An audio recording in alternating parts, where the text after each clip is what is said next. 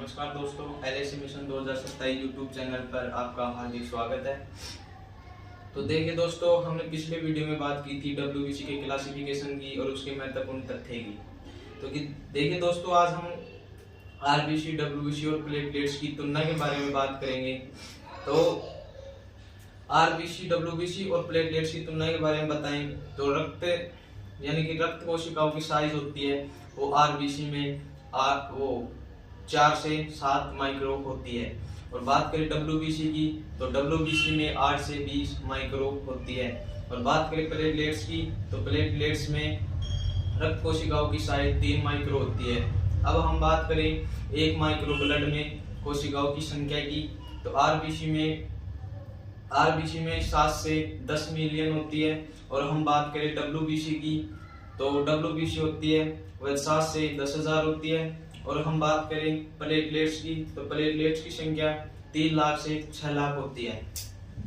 अब हम बात करें इनके जीवन काल की तो देखिए दोस्तों, सामान्यतः RBC के जीवन काल की बात करें तो RBC का जीवन काल 120 दिन का होता है। लेकिन अगर एग्जामिनर आपको सामान्यतः जीवन काल न पूछकर कोई पक्षी के बारे में पूछ ले तो इसके एग्जाम्पल हैं जैसे कि चिकन में RBC का जीवन काल होता है वह 30 दिन होता है। अब हम बात करें बिल्ली की तो बिल्ली में RBC का जीवन काल होता है वह 70 दिन का होता है। अब हम बात करें जैसे कि बच्चों की तो जैसे काल्प हो गया, लिम्ब हो गया, किड हो गया, तो इनमें RBC का जीवन काल होता है वह 50 से 100 दिन का होता है। अब हम बात करें मानव एवं कुत्ते की तो इनमें 120 दिन का होता है। अब हम रूमिनेंट्स की बात करें तो रूमिनेंट्स में RBC का जीवन काल 125 से 130 दिन का होता है। और हम बात करें घोड़े की तो घोड़े में RBC का जीवन काल होता है वह 140 दिन का होता है। देखिए दोस्तों, ये तो बात थी RBC के जीवन काल की। अब हम बात करें WBC की तो देखिए दोस्तों, WBC में होता है एक तो ग्रोनोसाइट में मैंने आपको पिछले वीडियो में बताया था इसके 3 पार्ट होते हैं, एक तो न्यूट्रोफिल, ईसोफिल और बेसोफिल।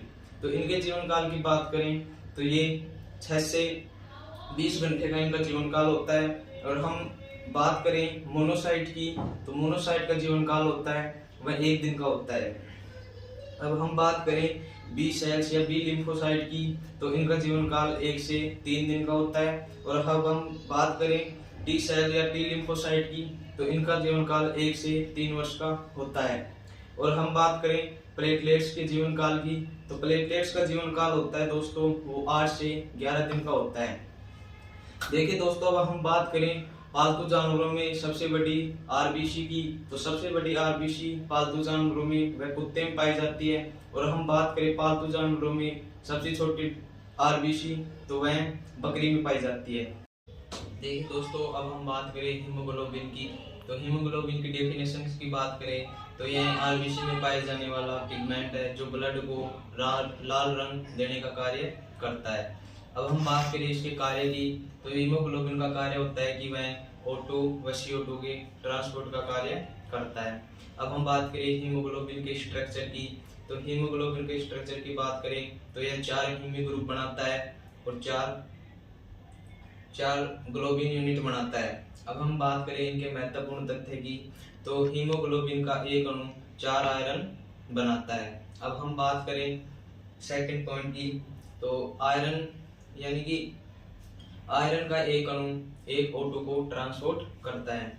तो इसी प्रकार तीसरे पॉइंट की बात करें तो एक हीमोग्लोबिन अणु 4 O2 को ट्रांसपोर्ट करने का कार्य करता है। अब हम बात करें फोर्थ पॉइंट की। देखिए दोस्तों, 1 ml हीमोग्लोबिन है वो 1 ml हीमोग्लोबिन होता है वह 1.34 ml O2 को ट्रांसपोर्ट करने का कार्य करता है। अब हम बात करें मानव में सामान्यतः हीमोग्लोबिन की तो मानव में सामान्यतः हीमोग्लोबिन होता है वह 15 ग्राम होता है, यानी कि 100 ml पर 15 ग्राम होता है। उसी प्रकार हम बात करें, अभी मैंने बताया था फोर्थ पॉइंट कि एक ग्राम हीमोग्लोबिन 1.34 ml O2 का ट्रांसपोर्ट करता है। तो उसी प्रकार 15 ग्राम है तो 15 ग्राम हीमोग्लोबिन कितने O2 को ट्रांसपोर्ट करने का कार्य करेगा। तो 15 इंटू एक हीमोग्लोबिन होता है वो 1.34 O2 को परिवहन करता है। तो 15 इंटू 1.34 यानी कि 20 ml O2 को परिवहन करता है। अतः हम अब बात करें 100 ml ब्लड पर, तो 100 ml ब्लड में यह 20 ml O2 के ट्रांसपोर्ट करने का कार्य करता है। देखिए दोस्तों, अब हम बात करें हीमोग्लोबिन के प्रकार की। तो हीमोग्लोबिन के प्रकार में फर्स्ट नंबर पर आता है ऑक्सी हीमोग्लोबिन। तो ऑक्सी हीमोग्लोबिन क्या होता है, यानी कि हीमोग्लोबिन में O2 का जुड़ना ऑक्सी हीमोग्लोबिन कहलाता है। अब हम बात करें कार्बोक्सी हीमोग्लोबिन की। तो कार्बोक्सी हीमोग्लोबिन क्या होता है, यानी कि हीमोग्लोबिन का कार्बन मोनोऑक्साइड से जुड़ना कार्बोक्सी हीमोग्लोबिन कहलाता है। अब हम बात करें कि कार्ब एमिनो हीमोग्लोबिन की।